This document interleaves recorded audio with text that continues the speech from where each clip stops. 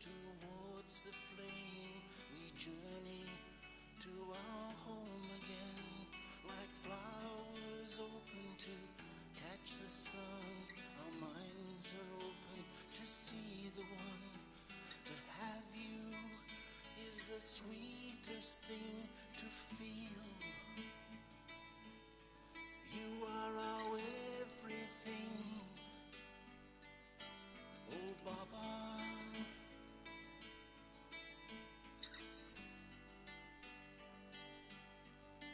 dearest Baba,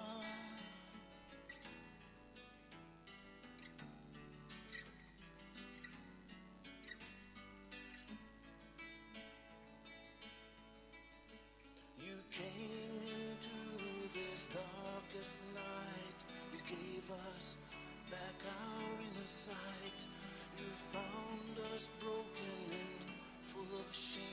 You gave us back our crowns again.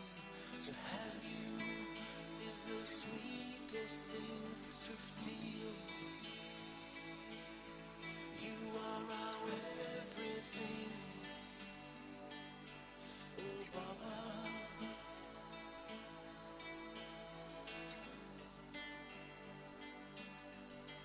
dearest Baba,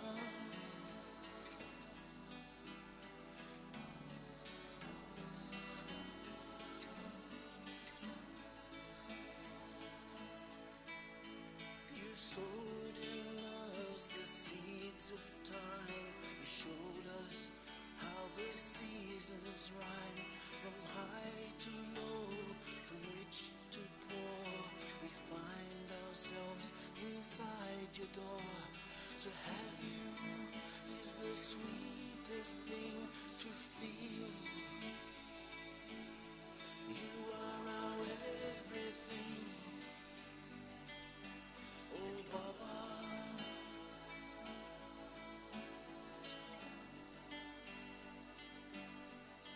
dearest Baba,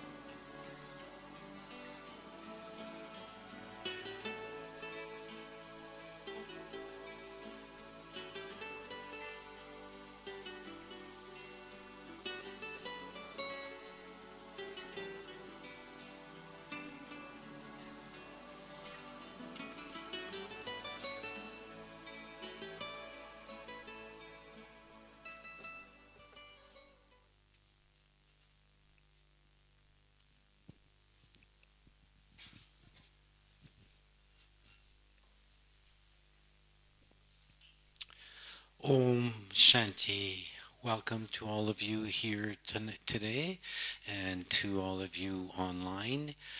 We're having souls from season 7 that are enjoying, and that season is coming to a close. And of course, with one closes, the next one starts. Season 8 is arriving gradually, and so it's that yin and yang that's taking place. Today I have the pleasure of hosting Brother Ken, which a lot of you already know. Some of you might not. Brother Ken has been a fantastic child of Baba's for a very long time. He was one of the original jewels from the Western world to meet Baba, and him and Brother Charlie in Australia were kind of friends before they came into Gyan, I believe, and have had a long journey together. Brother Ken is one of the most successful Western BKs. His travels have taken him to Australia's. He's laughing? Okay, well, he's one of the most successful BKs. His travels have taken him all over the world, but his real big thing is that he opened up South America, Central America, was a pillar in those regions, and is still there. Personally, I've known Ken for a long time. What I like about him is his deep scientific mind. He's able to go deep into points and churn them, and he's got all these diagrams and these pictures and things that he likes to do to explain things, which is fantastic. But along with that, he's also a lecturer. He gives conferences. He even charges for those conferences to non-BK people to help them learn life. And he's also a poet and a songwriter, and that last song just said it all. So the Emperor, the gentle giant, Brother Ken is going to speak to us today on the law of love. Om Shanti.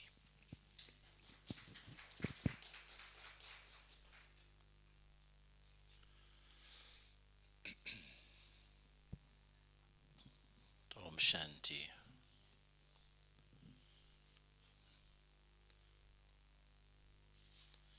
What can I say?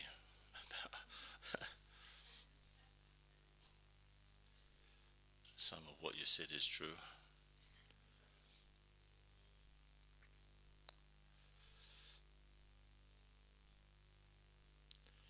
I was just remembering when that song started to play, how I was feeling around that time. And of course, what brings us to Baba and what keeps us with Baba is his love. And it's not something you can put into diagrams. But I remember the first time I came to Madhuban, I was the only foreigner here. And before me, maybe 2 or 3 had come.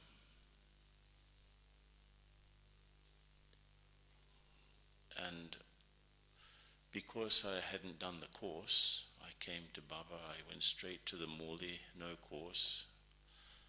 It was a different situation, I suppose. I had been practicing the Raj Yoga of Patanjali before coming to Baba, so they're exactly the same principles that we have, if you're really serious about it. And I came to Baba in August of 75, so almost 50 years ago. And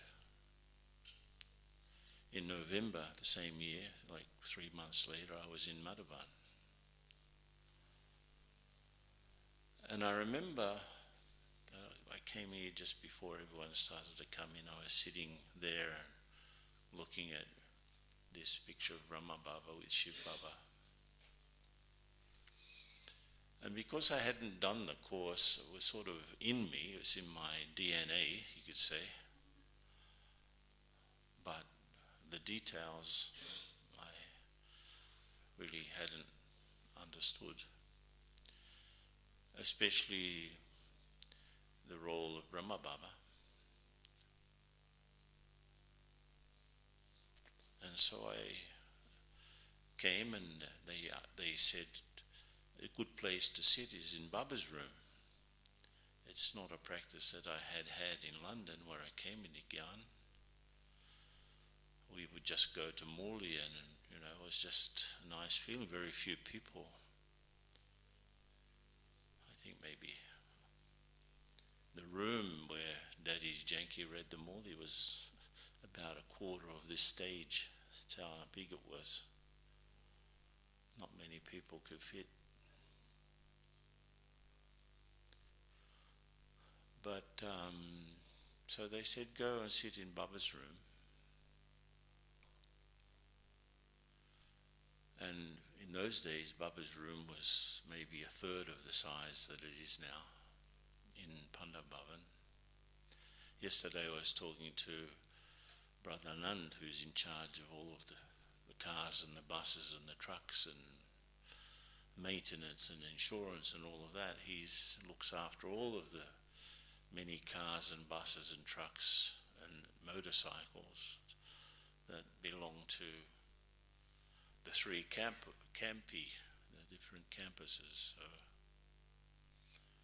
And I was telling him that the first time I came here, there was only one car, one old bus, and one old truck that was left over from the Second World War. That was it. And he said he'd taken over the transport department from Dada Nankishore. And I remember Dada Nankishore was the one that had one car. So probably that's how come he got into the transport department. And he would take us around here and there. But anyway, that first time I came, they said, go and sit in Baba's room. And so I did. And probably the same happens with you when you start to look deeply into Bab Dada's picture. It seems like it's alive, right? If you do something, if you've been doing something not so great, Baba has a stern eye. And if you've been doing something great, there's a sort of a smile. But I was just sitting there. I'd never done it before. To sit in front of a picture and look into the picture. In London, they didn't do that. At least I hadn't seen people doing like that. And I had such a feeling of being welcomed, as if, the long search is over and here you are, my dear and loving child, you are here, so welcome to your home. So I was feeling those waves of welcome from Baba. And it, like the story, my story started to repeat in my mind. It was really, the last previous years before coming to Baba, I was really keenly interested in understanding the truth behind things. But that feeling of, it was just loving welcome. And you've arrived where you had to arrive. And the next day, the next day, Bab Dada was coming. So in those days, Baba would come every 2 or 3 days. And it was in the history hall, in the meditation hall. And so in the Murli, Baba himself is saying, you have arrived. You don't need to wander around anymore. This is it. So again, the confirmation of the conversation that I'd had the previous day, Baba saying the same thing. And of course, that feeling, and I have the fortune to have met Bab Dada like face to face countless times. I can't count how many times. Maybe 80, I don't know. But Baba would always meet the small group of foreigners every time, and he would, and just the feeling that, it's Shiv Baba and Brahma Baba together, and you're really certain that Daddy Guzar is completely absent. Vibration is so powerful, and you can see it even in the transmissions that we still have. Baba's Drishti. What is in Baba's Drishti? And then you get an idea of, what the nature of that love is. And first of all, his drishti is unlimited. So when he looks at us, he's not seeing the present state. He's not seeing the many mistakes that we've made over many lives. But his vision penetrates all of the rubbish. And he just sees the diamond. And he makes you feel like a diamond. He makes you feel, actually his vision restores self-respect. Like, in that drishti is saying, child, doesn't matter. You've tripped up many times, but I still love you. And you feel completely naked, right? Spiritually.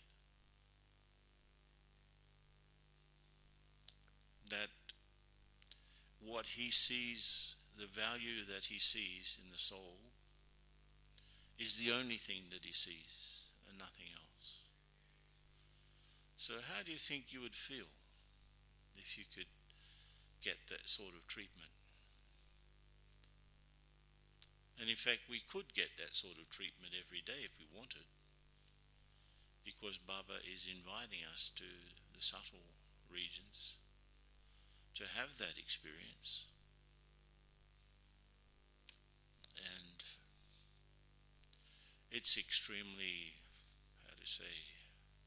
healing.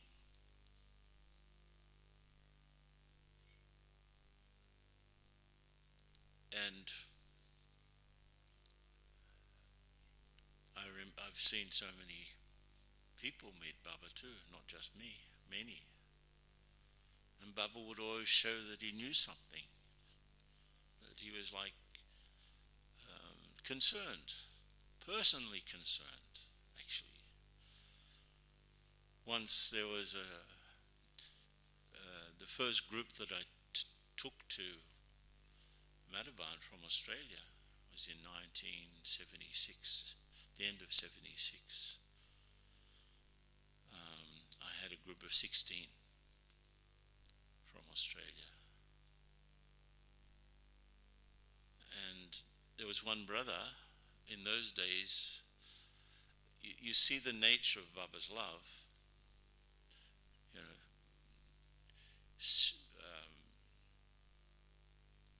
taking away any sorrow, taking away anything that's irrelevant, removing to the side any rubbish, and that vision just penetrating all of that and bringing out the best in the soul just by a glance. But at the same time, his love very playful. So we were so surprised. You expect some sort of solemnity, how on the path of devotion, when they go about their prayers and they're so solemn, so walking along, or they're sometimes so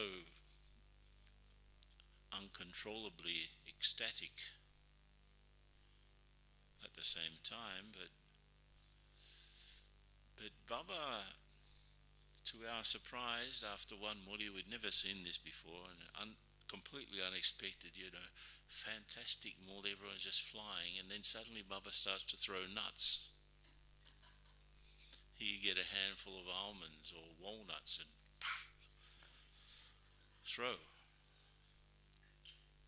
And of course everyone's scrambling around on the floor. This was in meditation hall. Everything's finishing up. In those days, Baba would meet Didi Manmohini as like the representative of everyone. Morley, then Baba would talk to Didi, and through Didi he would be talking to all of us. Later on it was Didi and Daddy Prakash Mani also, and then with time all of the daddies sort of to gather around.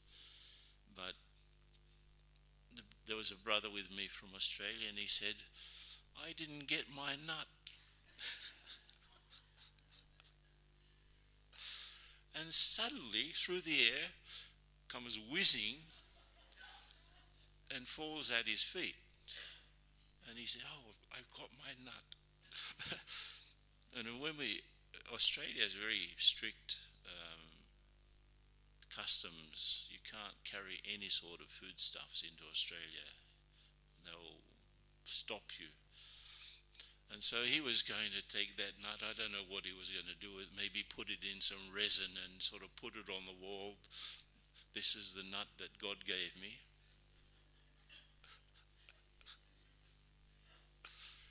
And they confiscated his nut.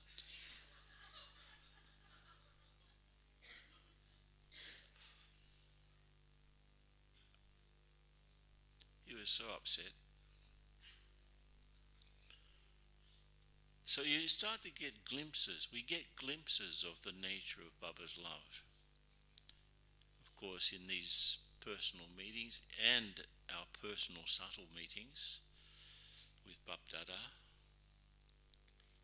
Amrit Velas, we get many, many glimpses of Baba's love. And of course through the Muli, the way Baba speaks, the way that he takes up topics, the way that he shows his concern, the way that he is. And so we've got a fairly good idea actually of how is it that Baba loves. And when you talk about the law of love, you're talking about the how. How, maybe why also. Why does Baba love us? What do you think?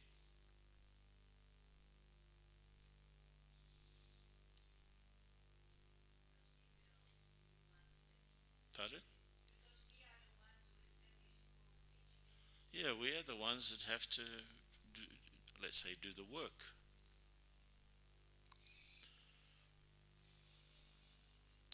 We are the ones that have to recover our original qualities. And he knows that the way that that's going to happen is if we start to understand his love. And in fact, it's the power of his love which heals us, not anything else. I mean, you can understand the Gyan technically and intellectually, and of course that gives you the sense of everything. It helps you understand the meaning of things, but it's actually his love which restores us to our original state, if we allow that to happen. And of course Baba is like, and it's not for, it's not a coincidence that human beings have associated God with the sun, so that in many traditions you have God as a light, or a sun, a source like a sun, because the sun shines and it shines without any without any charge. Imagine if we had to pay the sun for its services. Can you imagine? In fact, no sun, no life, right? It's the sun, in fact, that evaporates the water that rains on us. So rain is a sort of a consequence of the existence of the sun. And of course, any sort of electricity we have, it comes indirectly from the sun. So though we pay the electricity company for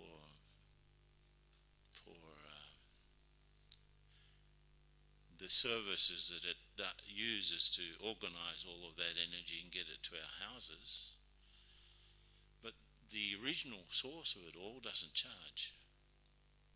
when you look at the different religions, Baba said in the past week how people need to develop their devotion in order to earn money, right? They earn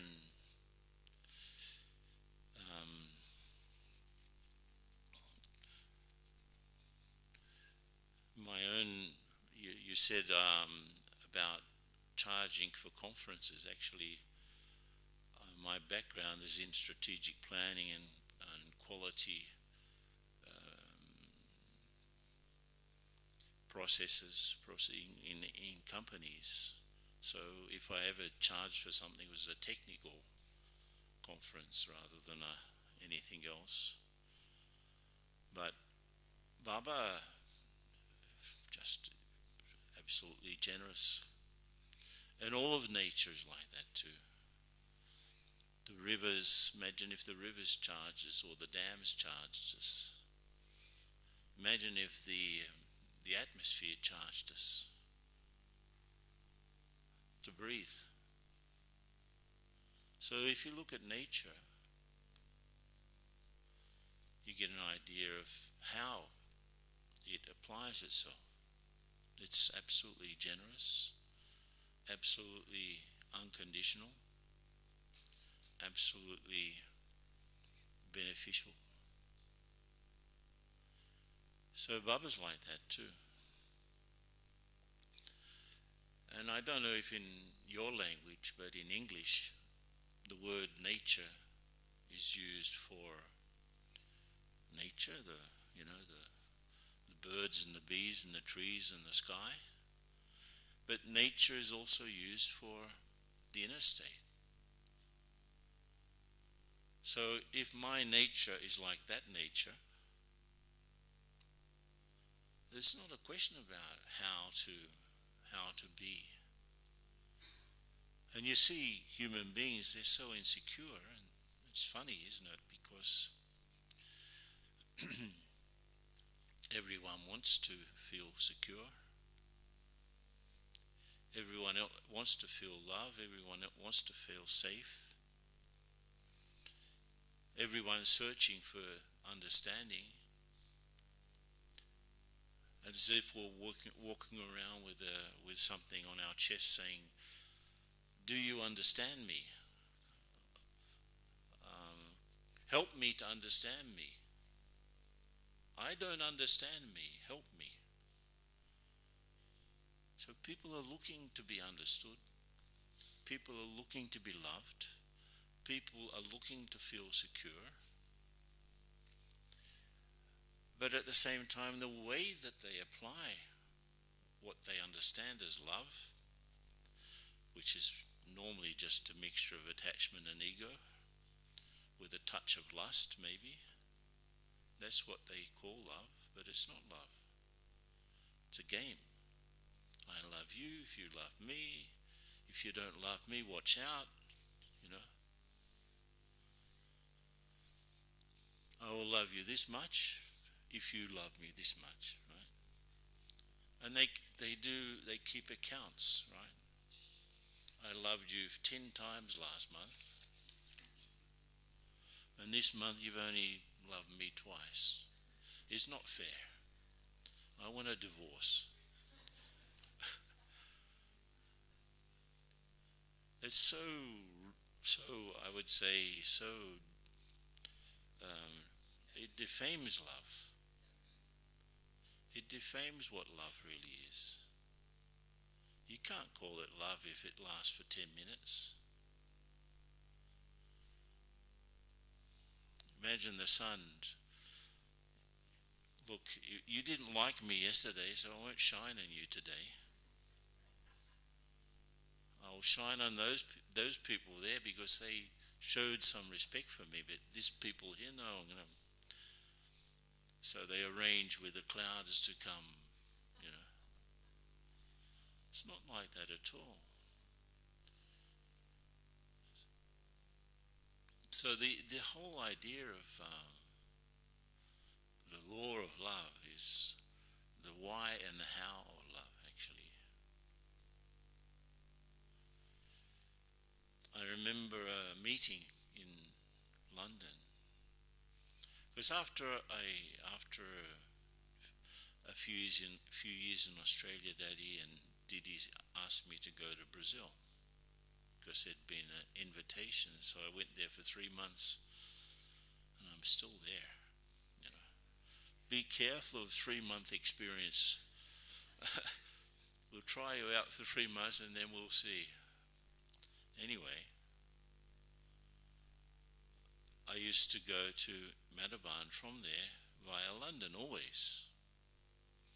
So I got to know the whole development of London. Even this time I came via England to get here. Otherwise it's a big trip, right?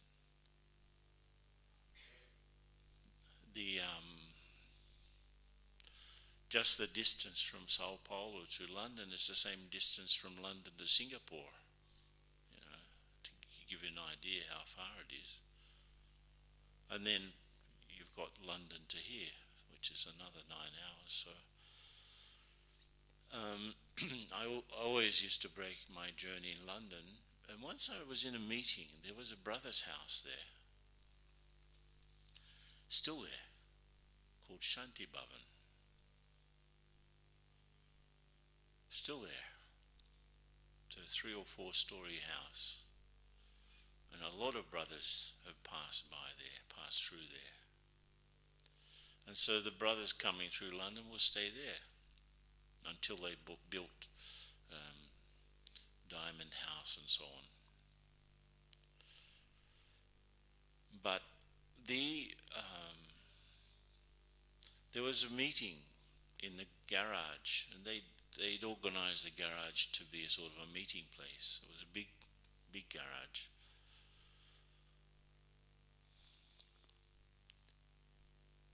And Daddy was meeting the brothers.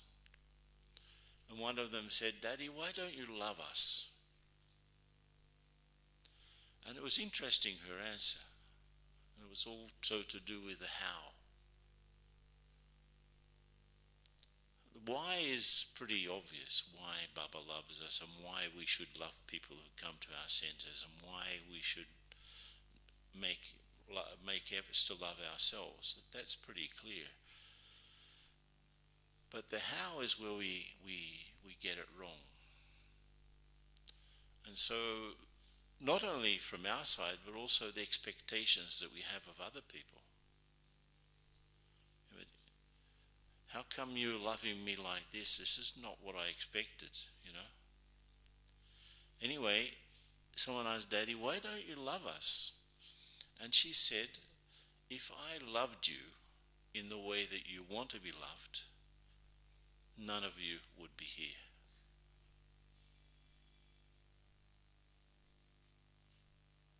And how do we want to be loved, right? How would we like someone to, you know, the idea of family, what are our references? Probably dysfunctional. The majority have, you know, Baba says that each house is like a war zone. The sort of things that happen in our Lokik houses, you know, mother, father, children, in-laws, cousins, brothers, sisters, and that's why soap operas are so popular, because they're very close to the way people live. They're so complicated. Who has complications in their Lokik house here? Just one. Come on, be honest. Everything completely harmonious at home, is it? Everyone is saying yes to themselves, but they're shy to put their hand up. So our idea of how a family is and how the Brahmin family should be and how this and that is probably wrong, actually. Our reference should be Golden Age, not Iron Age. That sort of happiness. So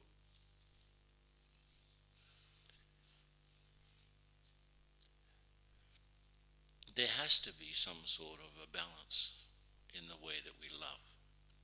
That's why Bab often says, have a balance between love and law. But he also says that the face of law should be love. So the way you apply any sort of spiritual law, underline that word spiritual, the way that we apply spiritual law should be with love. And I remember another conversation with Daddy Ji. You know, she could speak more English than she showed. A few of us were sitting with her on a plane coming from Chile to Argentina. And she was traveling at that time with little Mohini and someone else, I can't remember who. And it had been a very late night the night before, and there was a program, and so people got to bed late, and so it was the next day. We're traveling, and everyone was asleep from her side, from her party. And Daddy, the plane was sort of half empty. So she called me and Lucian and Angelica, who was in charge of Chile at the time, and Moira, who was on the plane too, who's in charge of Argentina. Luciana's Brazil. And so she called us and she said, I want to talk to you. Imagine Daddy. Broken English, but it was enough to understand. And she said, is there anything you'd like to ask me? I said, yeah. And everyone asked something, but I asked her, Daddy, how do you understand leadership?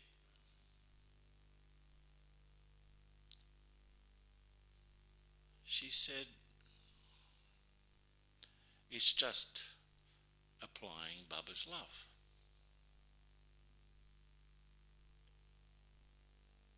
In practice with people. And then she said, look, I'll give you an example. There are people who don't survive in Madhuban, she said. I'm paraphrasing her, it wasn't exactly these words.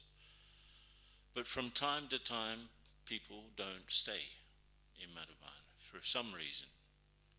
They can't stay, or something's happened, they've done something against Srimad, the attraction of their lokics has been too strong, and so they leave. Even from the beginning, when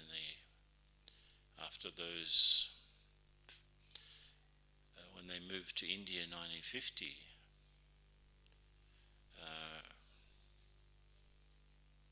they had difficulties to establish themselves here in Abu.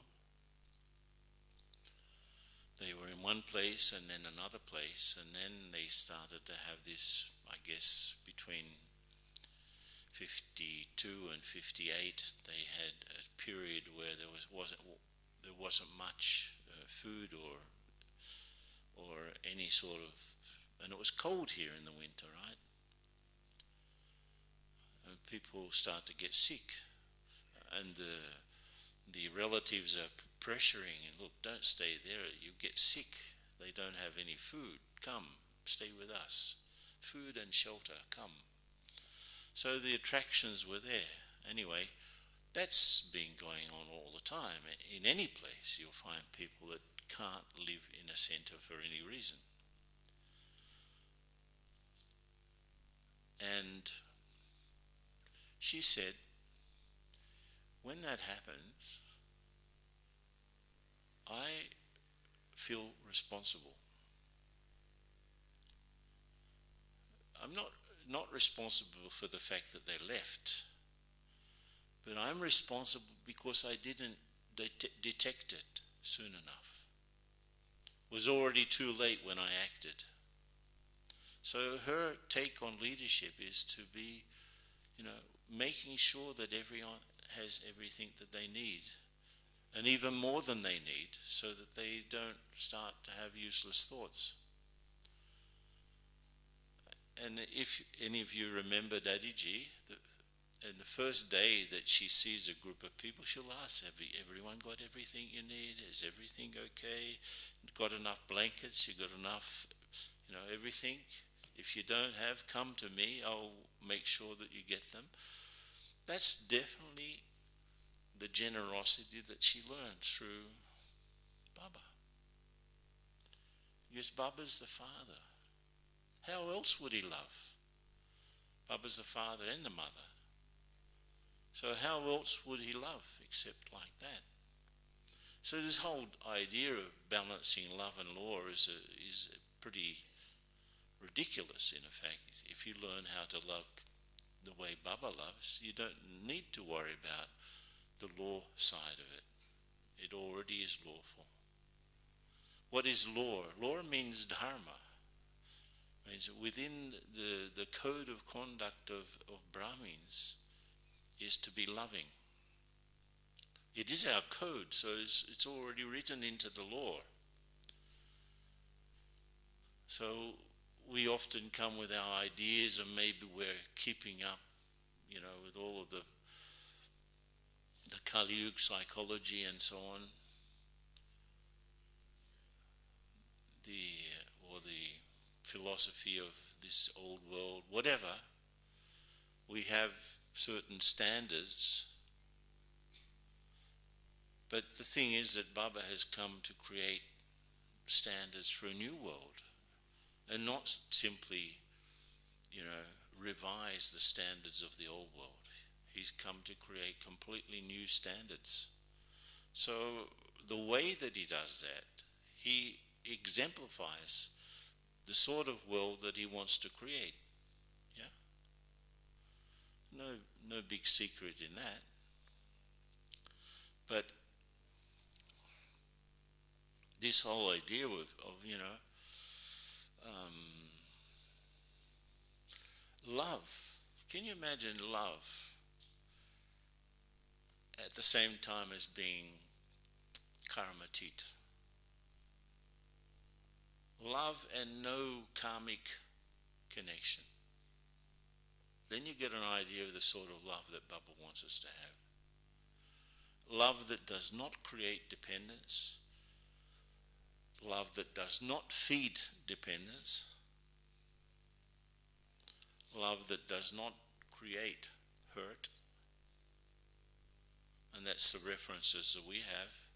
People, you find people crying because I loved you so much and look what has happened. They've hurt each other for love. No, it wasn't love, it was ego. Let's be honest.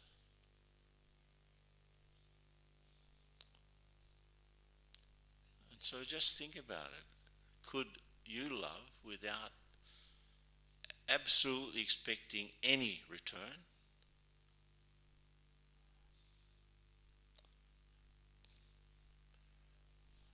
Could you love without wanting people to notice it? Look, I just made this fantastic cake. Does anyone recognize how great my cake is? Make the cake. Don't think about who likes it or who doesn't like it. If you made it properly, everyone would like it anyway. So I was just thinking that there's a lot of false beliefs that we have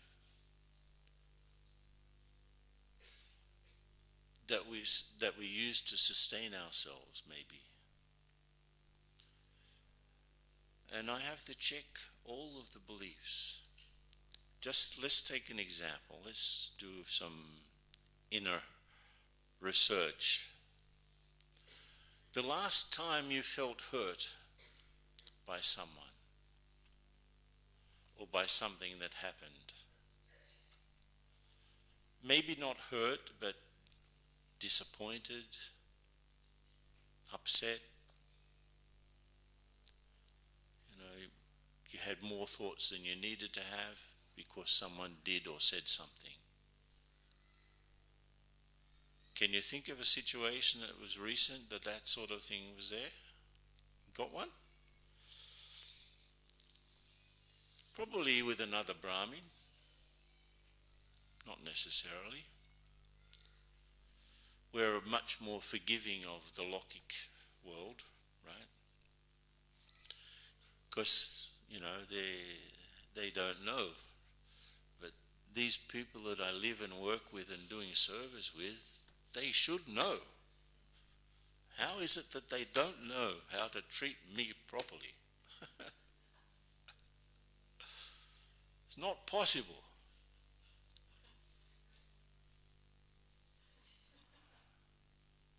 So just think about what is the false belief that made you get upset?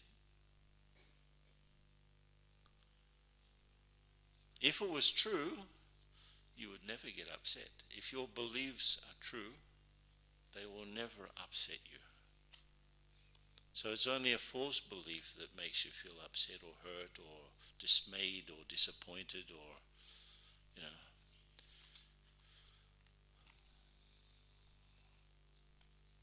It's not easy because Baba says this is a horse race and some of the horses are very close to each other, so they're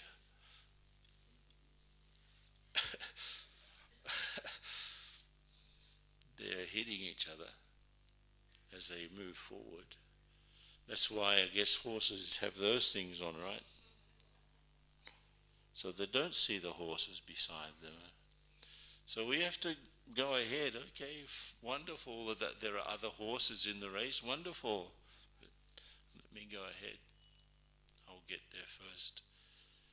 So just think about it.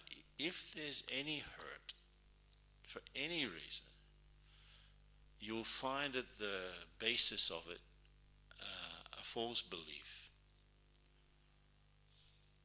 that someone or something should be something or something. What's the beneficial belief? What's the most beneficial belief? That everything is perfect.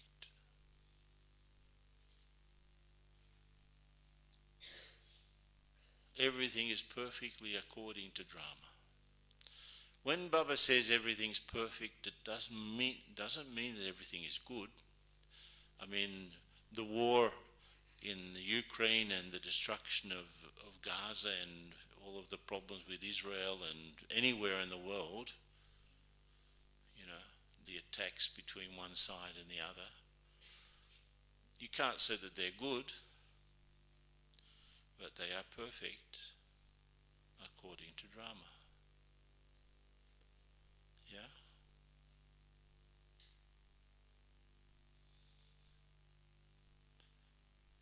So in your own country there's probably all sorts of difficulties or climatic problems, nature's in confusion. I live in a part of the world where natural calamities are frequent. Earthquakes, volcanoes and floods mainly.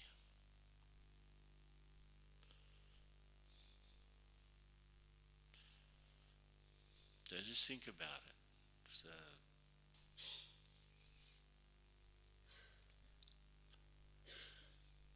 everything is according to Drama.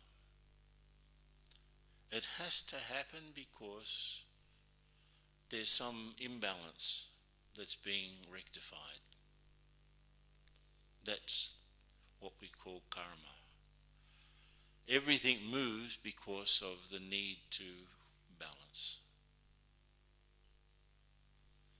So if you see something out of balance, over time it will have to come back to where it was. So if someone's suffering, that's the payment for some other excess. Like Daddy Janki was perfectly stable according to drama. She could organize her thinking immediately. Sometimes we take time, right? Has anyone here ever been in an earthquake? Yeah, a few. Interesting, isn't it, the experience? Were you in Gyan? Twice, 2 times. Both before Gyan and during Gyan. And so what was the difference in your thinking? What happened? Before Gyan, how did you feel? Very afraid. After Gyan? Okay, yeah, sure. Earthquake happening. Oh, wonderful.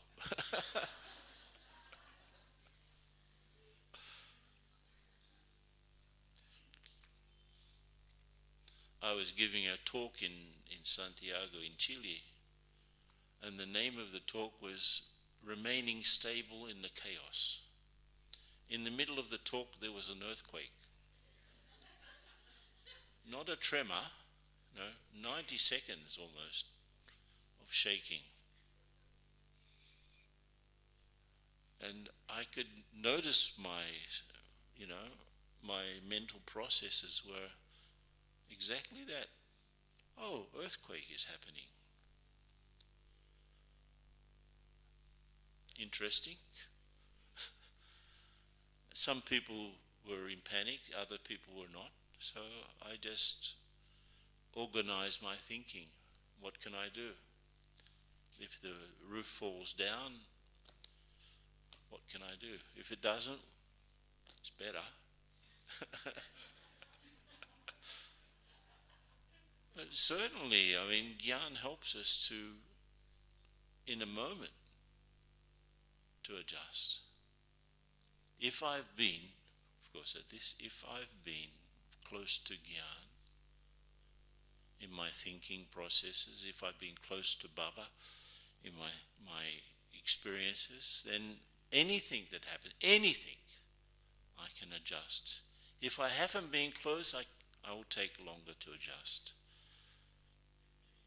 So if I get to know Baba better, I will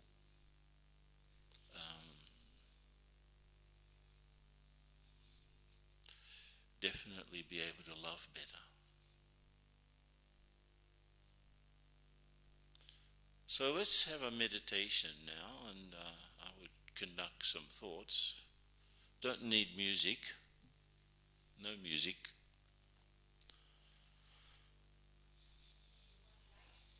No, I don't need to change the lights even. When there's an earthquake happening, you can't say, can you put some music on please, and let's put the red light on.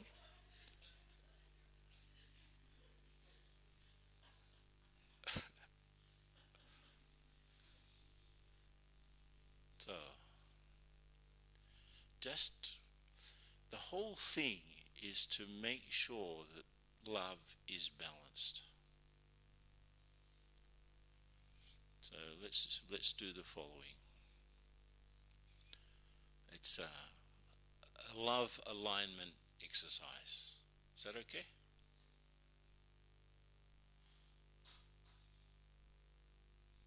So first of all, just invoke Baba's presence. You don't need to see anything. Just dial up that address. So feel that you're in front of Baba. Actually, Bapdada makes it easier.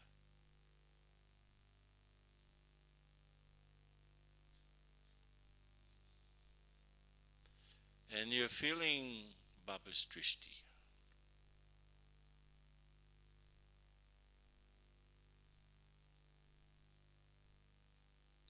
I am the long lost, now found child.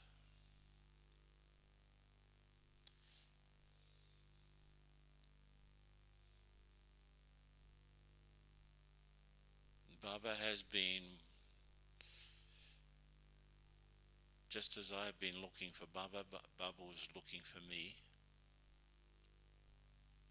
because I am that special child.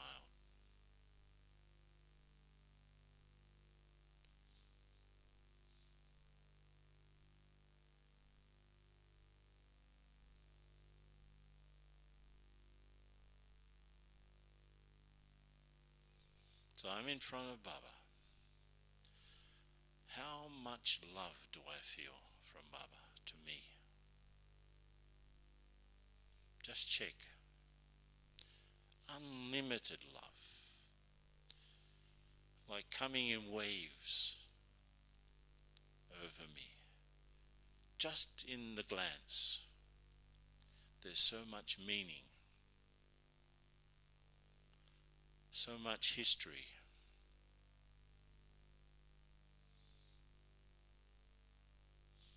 Like in today's Morley, the soul and the Supreme Soul were separated for a long period of time. It's true. But now that Baba's here, why would I remain separate?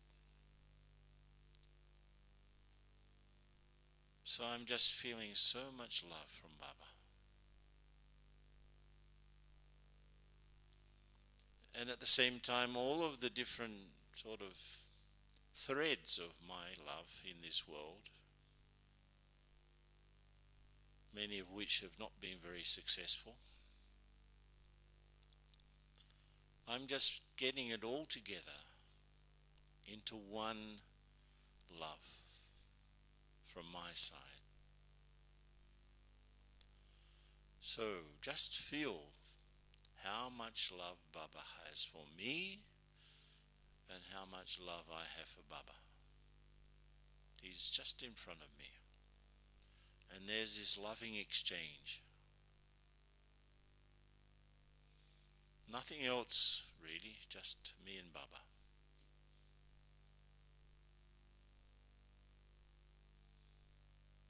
Just feel that love.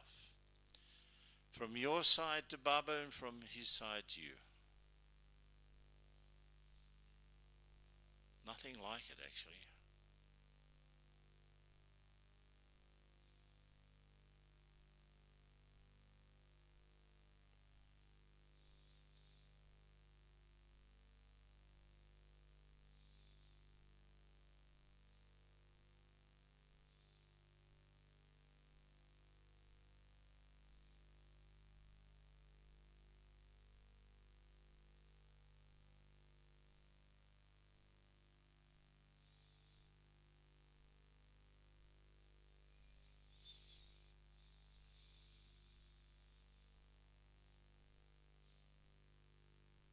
Just feel it.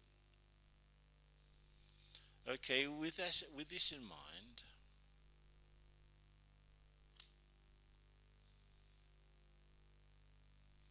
bring onto the screen of your mind someone that you get along with, someone that you find easy company. Somehow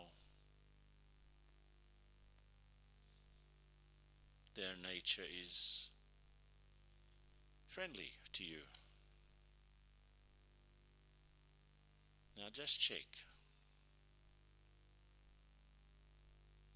Is the love that I have for Baba and the love that he has for me, is it the same as the love that I have for this other person? Should be the same.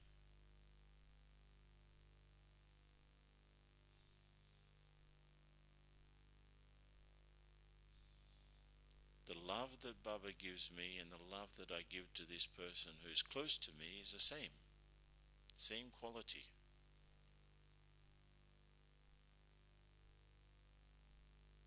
It's not based on attraction or trying to impress or dependency. It's just love, spiritual love that God has taught me.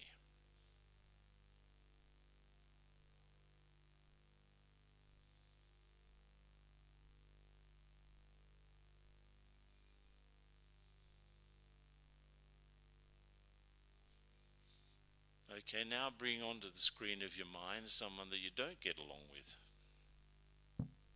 for any reason. Someone that you've crossed paths with and has been a disappointment maybe. Someone that you don't exactly feel harmony towards. Okay, ask yourself, how come it's different? Isn't that soul the same as the first one? Isn't that another child of Baba? Baba loves that one, how come I don't? So try to bring your feeling towards that individual into the same sort of love that you have for Baba and Baba has for you. Should be the same. There should be no difference. If there's a difference, it's something I have to learn.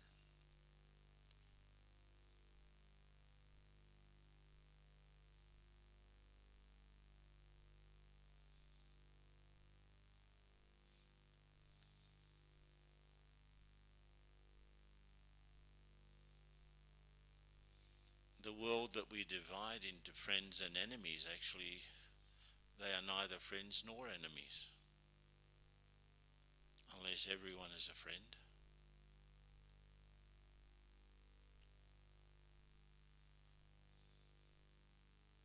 Because Baba's love is the same for all.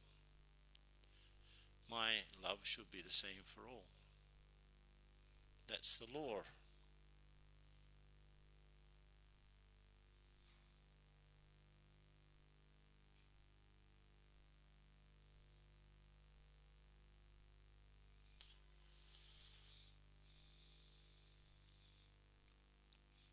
Now,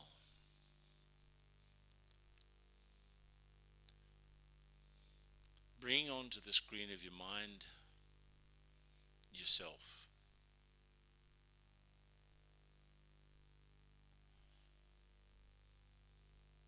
See yourself in a typical scene of your day.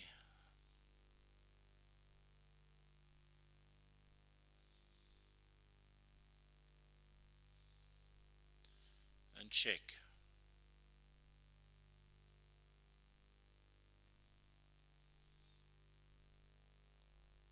If the love that I have for Baba and the love that he has for me is exactly the same as the love that I have for myself. Should be the same.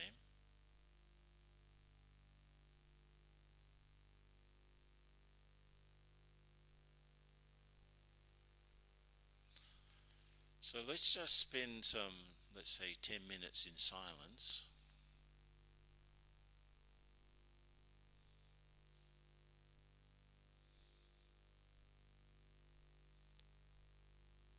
Aligning love. Me for Baba, Baba for me, me for anyone else, and me for myself.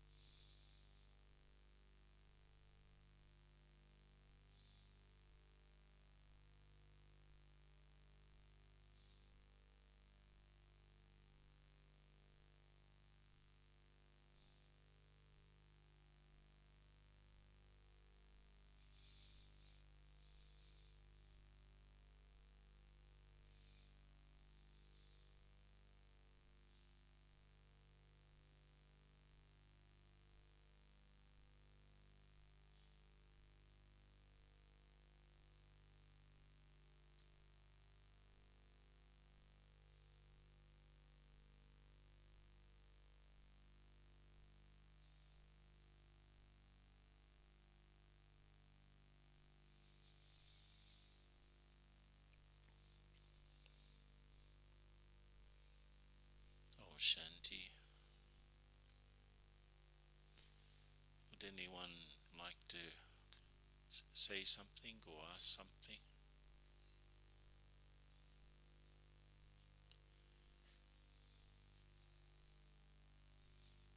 Are you sitting near someone who understands your language? Are you? So, can you share with that person a little bit what just happened for you?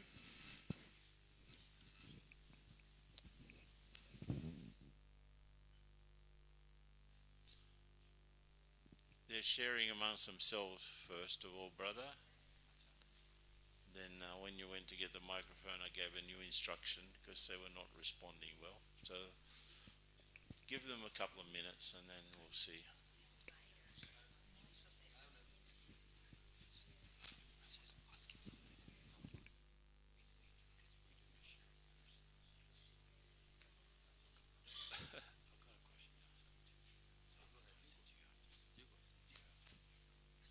This brother's looking for someone to talk to. Not to say something, to share with him.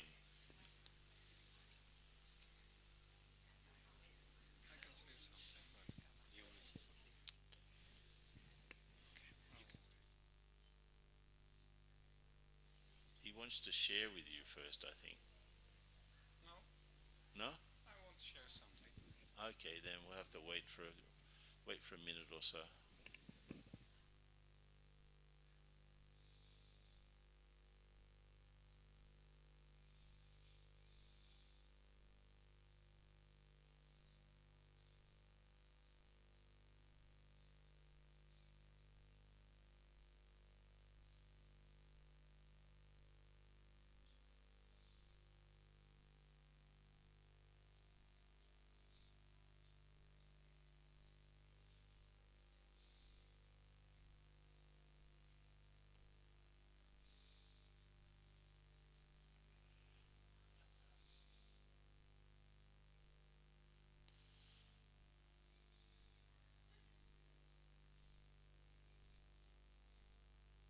Give one more minute and then we can listen to.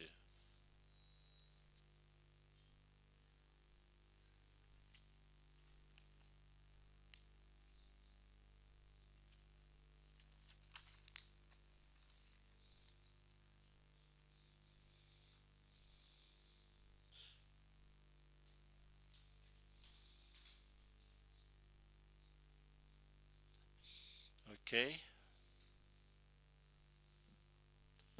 Feeling good? Yeah. Okay. Can we listen to this, your comments now? I found it the mirror to myself was the most difficult. The what? The mirror for myself, the love for myself, the love for I have for God, and that to I said it reflected to myself. That's where it's then Difficult. it got dark in myself.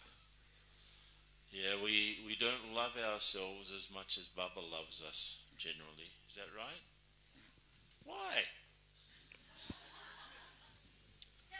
Am I not lovable?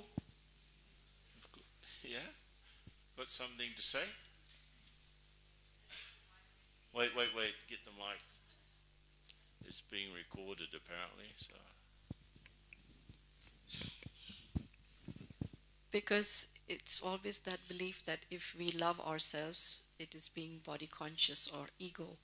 So it's very difficult to even apply that love.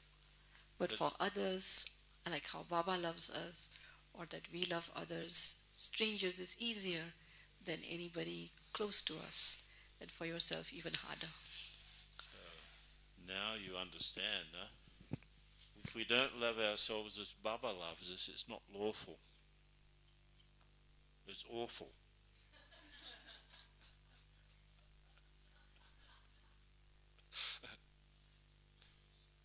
Anyone else? It looks like, here's one.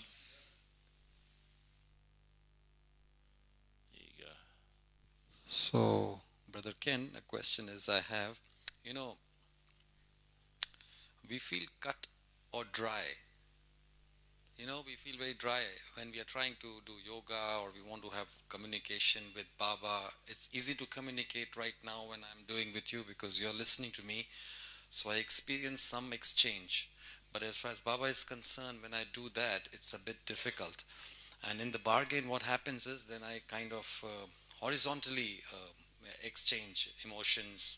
Otherwise, you know, I don't get that feeling of belonging or loved, quote unquote. So, how do I reconcile this vertical love as versus this horizontal love?